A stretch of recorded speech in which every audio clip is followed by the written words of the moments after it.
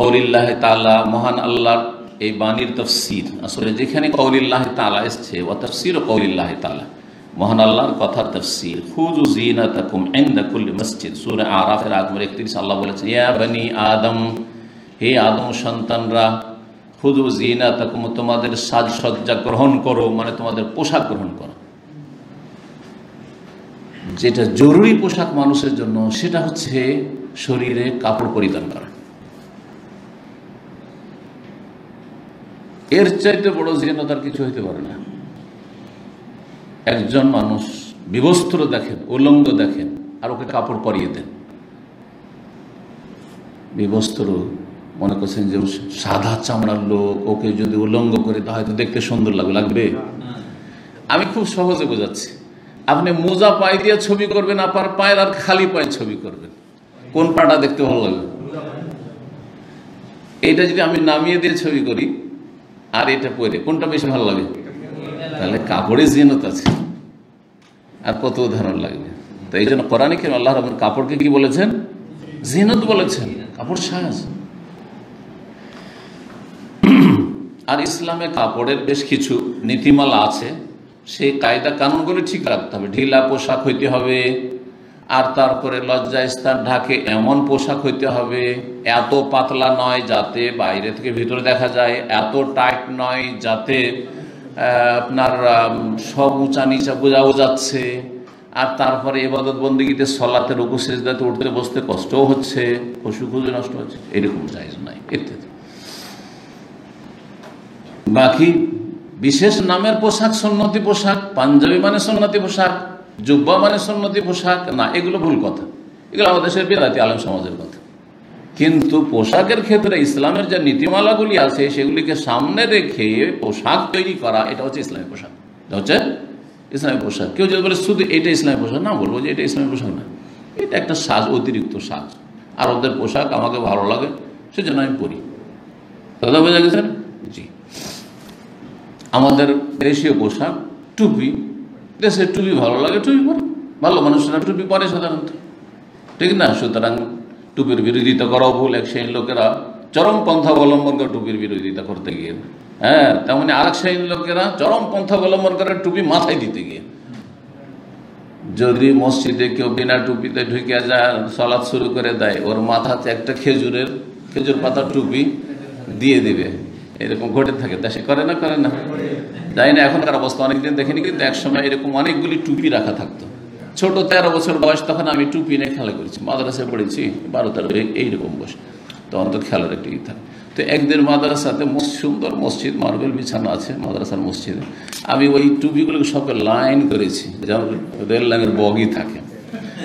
হঠাৎ করে একটা টিচার ওখান দিয়ে যাচ্ছিল, আমাকে দেখে এনেছে, তখন বলছে, কি তুমি কি করছো? লজ্জা পেয়ে গেছি আমি, জানি তো আমি কাজটা তাহলে ভুলই করছি।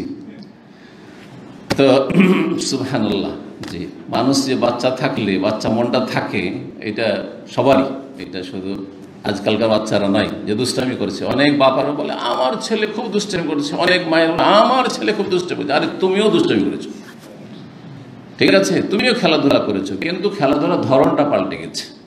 খেলাধুলার ধরনটা পাল্টে গেছে। এখন আপনার কম্পিউটারে খেলছে, মোবাইলে খেলছে, তখন কম্পিউটার মোবাইল ছিল না, সেই জন্য রাস্তাঘাটে ওই গুলি খেলতে, তো আরো কিছু খেলতে, খেলা দেখতে দেখতে, আরে কত ছেলে মাদ্রাসা স্কুল আমাদের সাথে যেত, আমবাগানে গিয়ে খেলা দেখতে হলো, গুলি খেলা দেখতে হলো, ওইতে থেকেই গেল না, চোখের সামনে দেখা গেল। যাই হোক, কথা লম্বা করে লাভ নেই, আসল বিষয় দিকে ফিরে আসি। সালাত পড়তে হবে কিসে? কাপড়ে। আল্লাহ রাব্বুল বলছেন, খুযু যিনাতাকুম, তোমাদের সাজসজ্জা গ্রহণ করো, মানে পোশাক গ্রহণ করো, ইনদা কুল্লি মসজিদ, প্রত্যেক সালাতের সময়। ইনদা কুল্লি, এখানে মসজিদ বলতে সালাতের সময়, কারণ মসজিদের সাথে সালাতের ঘনিষ্ঠ সম্পর্ক রয়েছে।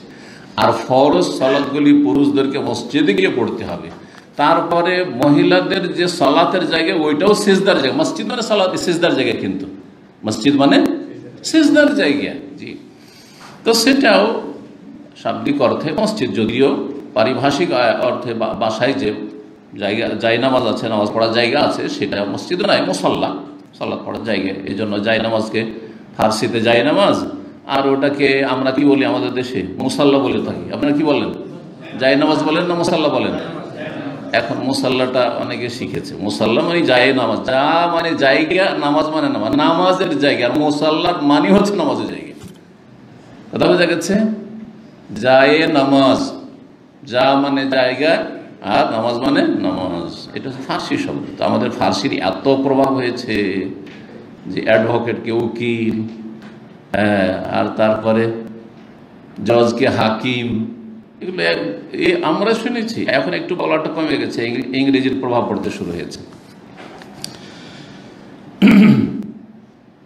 অমান সাল্লাহ মুলতাহিফান ফি সাবিন ওয়াহিদ, আর বলছেন ইমাম বুখারী রাহিমাহুল্লাহ, কেউ যদি একটি কাপড়, শুধু একটি কাপড় শরীরে জড়িয়ে সালাত আদায় করে, আর কোনো কাপড় নেই ভিতরে, শুধু একটা কাপড়, তাহলে চলবে কি না? চলবে। ওয়ায়ুযকারু আন সালামা ইবনে আকওয়া, আর উল্লেখ করা হয়েছে সালামা ইবনে আকওয়া সাহাবী রাদিয়াল্লাহু তাআলা আনহু থেকে একটি হাদিস, আন্না নবী সাল্লাল্লাহু আলাইহি ওয়াসাল্লাম কাল, নবী সাল্লাল্লাহু আলাইহি ওয়াসাল্লাম বলেছেন, ইয়াজুরুহু ওয়ালাউ বিশাওকা, আটকিয়ে নেবে কাপড় একটি যদি থাকে তো আটকিয়ে নেবে, ওয়ালাউ বিশাওকা, যদিও কাঁটা দিয়ে হোক না কেন, কাঁটা দিয়ে। তখনকার যুগে কাঁটা ছিল, এখন পিন হয়েছে, বোতাম নেই, কাপড় আছে আর আটকাতে হবে লজ্জাস্থান ঢাকার জন্য, তো পিন, হ্যাঁ, সেফটি পিন। জি, এই হাদিসটি, এই যে অংশটুকু সালামা ইবনে আকওয়া রাদিয়াল্লাহু তাআলা বর্ণিত, আবু দাউদে আছে, ইবনে খুজাইমা আছে, ইবনে হিব্বানে আছে। ইমাম বুখারী রাহিমাহুল্লাহ এই হাদিস বিনা সনদে নিয়ে এসেছেন, আর বলছেন ফিস ইসনাদিহি নাযারুন, এর সনদে সূত্রে আপত্তি আছে, মানে দুর্বল বলা হয়েছে। এটাকে কি বলা হয়েছে? দুর্বল বলা হয়েছে। ইমাম বুখারী রাহিমাহুল্লাহর হাদিসের কিতাবে সহিহ বুখারীতে যেগুলো সনদ সহ হাদিস এসে, এর আগে আলোচনা করেছি ভূমিকাতে, সনদ সহ যে হাদিসগুলো এসেছে সেগুলি সবগুলি সহিহ, কিন্তু বিনা সনদে যে তরজমাতুল বাব অধ্যায় কায়েম করে তার আন্ডারে যে হাদিসগুলো নিয়ে এসেছেন সেগুলোতে জয়ীফও আছে, হাসানও আছে, হালকা জয়ীফও আছে, সব রকম আছে। ঠিক আছে, এই হাদিসটিতে সনদে আপত্তি রয়েছে, মানে সনদে একটি ব্যাধি রয়েছে, ত্রুটি রয়েছে। সেই ত্রুটিটি হচ্ছে ইযতিরাব। হাদিসের মধ্যে দুর্বল হাদিসের বা হাদিস দুর্বল হওয়ার একটি কারণ, সে সনদ হোক অথবা মতন হোক, ইযতিরাব। এই ইযতিরাব আছে, কেউ একজন বর্ণনাকারী মাঝখানে বেশি করেছেন আর কেউ একজন কম করেছেন। একটি হাদিস বর্ণনা করেছে আর একজন অতিরিক্ত বর্ণনাকারী যদি সেখানে ঢুকানো হয়, আর আরেকটাতে নেই, একটাতে ওই লোকের নাম নেই মাঝখানে, তাহলে দুটোই তো ঠিক হইতে পারে না, আবার হইতেও পারে। একবার একজন মাধ্যম দিয়ে শুনেছে, একবার ডাইরেক্ট শুনেছে, এটা তো হইতে পারে। একবার ধরেন আপনি আমার একটা মাসলা ফতোয়া আপনি ইনডাইরেক্ট শুনেছেন, যে শুনে গেছে তার কাছ থেকে শুনেছেন, ঠিক আছে, আর তারপরে আমার সাথে দেখা হয়ে গেল, তখন ওই মাসলা আবার জিজ্ঞেস করেন আমাকে, যে ডাইরেক্ট শুনে নিলেন। এখন আপনি দুইভাবে কিন্তু বর্ণনা করতে পারেন। এই মাসলা বর্ণনা করতে গিয়ে সনদ, যে আমি ডাইরেক্ট শেখের কাছে শুনেছি, এটাও বলতে পারেন, আবার বলতে পারেন যে আমি অমুকের কাছে শুনেছি আর অমুক শেখের কাছে শুনেছি। কথা কি ভুল কোনোটা? দুটো এমন জায়গায় ঠিক আছে। এটা হাদিসের পরিভাষা বলা হয়েছে আল মাজিদ ফি মুত্তাসিল আসানিদ, আল মাজিদ ফি মুত্তাসিল আসানিদ। তো এই সমস্যার কারণে হাদিসটি সম্পর্কে আপত্তি আছে বলেছেন, কিন্তু হাদিসের বিষয়বস্তু সহিহ। সনদের সমস্যা আছে কিন্তু হাদিসের বিষয়বস্তু স্বীকৃত। সেটা হচ্ছে যে কাপড় যদি ছোট থাকে, এত বড় কাপড় নয় যে জড়িয়ে নিয়ে সব লজ্জাস্থান ঢেকে যাবে আর খুলে পড়বে না, এমন ছোট কাপড় মোটামুটি যে গোটা শরীরটা একটা কাপড়ে ঢেকে যাবে, কিন্তু ওকে যদি আপনি বোতাম দিয়ে আটকে না দেন তাহলে যখন রুকু সিজদা যাবেন তখন খুলে যাবে লজ্জাস্থান, সামনের দিকের মতো পিছন দিক দিয়ে খুলে যাবে। তাহলে কি করতে হবে? তখন এই হাদিস ইয়াজুরুহু ওয়ালাউ বিশাওকা, কিছুই নেই আর কাপড়টা আটকাতে হবে, না হলে যখন রুকু সিজদা যাবেন তখন খুলে যাবে। তাহলে কি করতে হবে? কাঁটা দিয়েও আটকে নিতে হবে।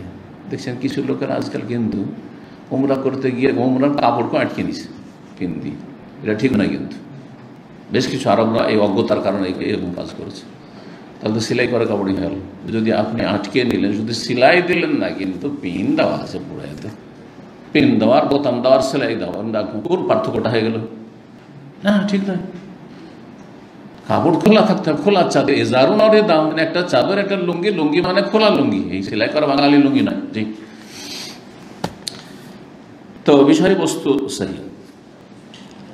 বলছেন ওমান সাল্লাহ ফি সাওবিল্লাযী ইউজামিউ ফি, আরেকটি মাসলা, কেউ যদি এমন কাপড়ে সালাত আদায় করে আল্লাযী ইউজামিউ ফিহি, যাতে সে সহবাস করেছে, মানে সহবাস অবস্থায় সেই কাপড়টি শরীরে ছিল, মা লাম ইয়ারা ফিহি আযান, কিন্তু তাতে কোনো অপবিত্রতা দেখছে না, এমন কিছু অপবিত্র দেখছেন না, কিছু মজি লাগেনি, মজি নাপাক, মানি নিয়ে ইখতিলাফ রয়েছে, একদল বলছেন মানি নাপাক বীর্য, আরেকদল বলছে নাপাক নয়।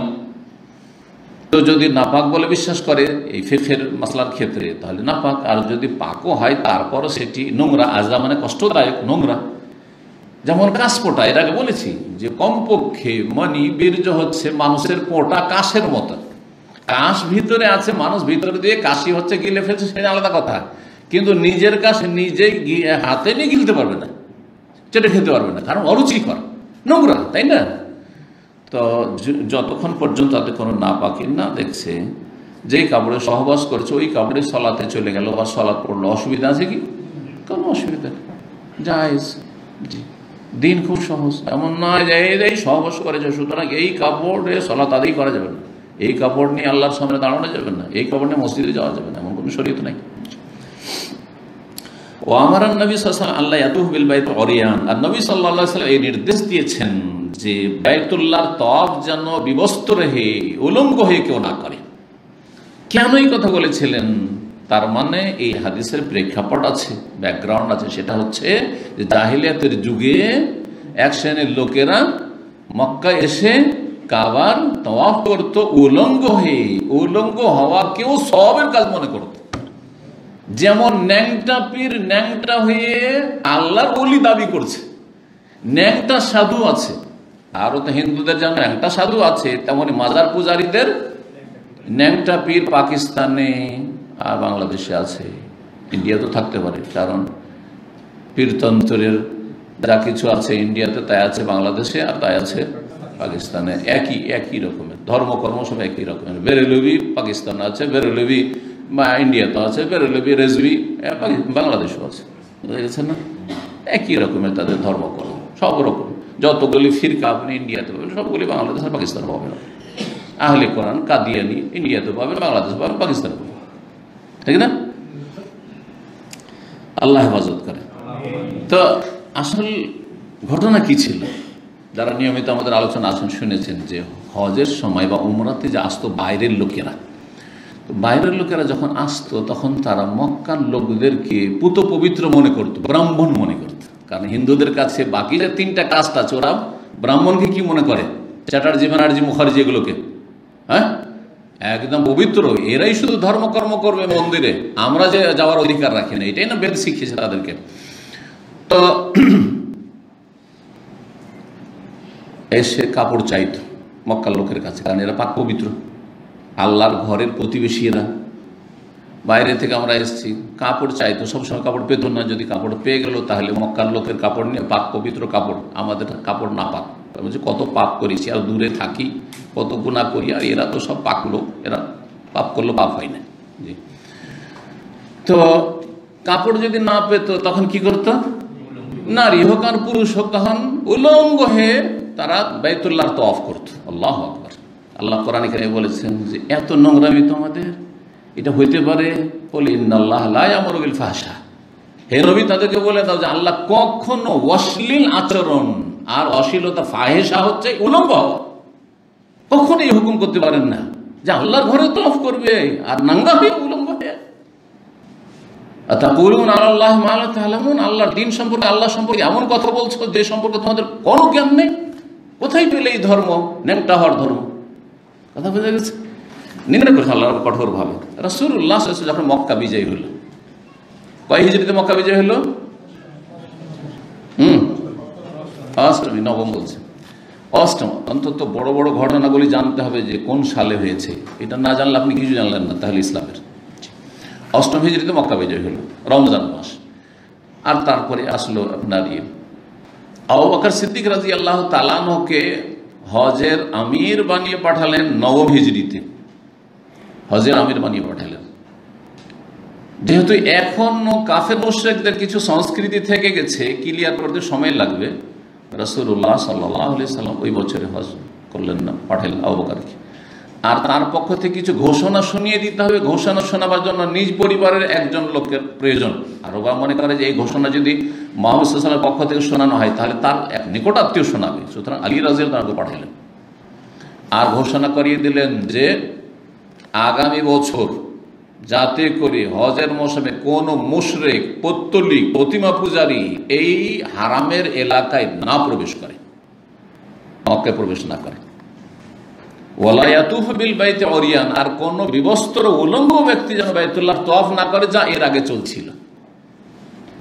সহিহ বুখারীতে হাদিস আছে, যখন মহিলারা উলঙ্গ হয়ে কি করত, তওয়াফ করত, লজ্জা স্থানের উপর এতটুকু একটু টুকরো রেখে নিত,